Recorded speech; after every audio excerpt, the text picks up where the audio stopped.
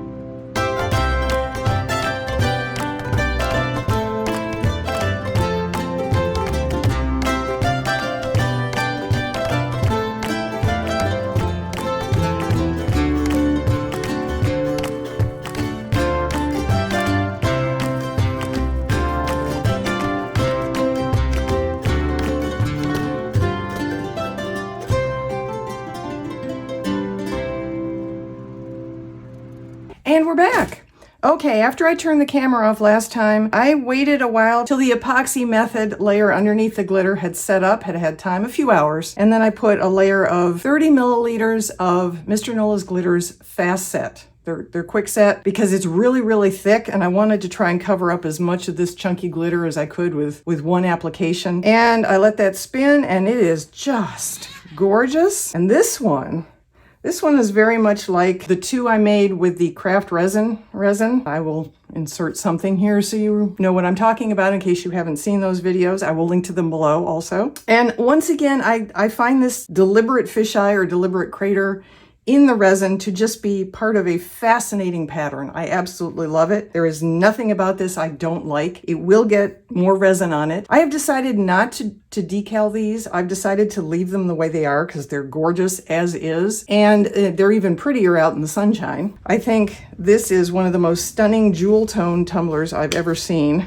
And this glitter is absolutely phenomenal. I think it's stunning, it's holographic, it's beautiful. I can't stop staring at this tumbler. It's just gorgeous. And this one, for virtually the same reasons, except it's not sparkly, but I can't stop staring at this one either. And just today, NASA's releasing the photos of the deepest look at space we have ever gotten before. And I know it doesn't look like this.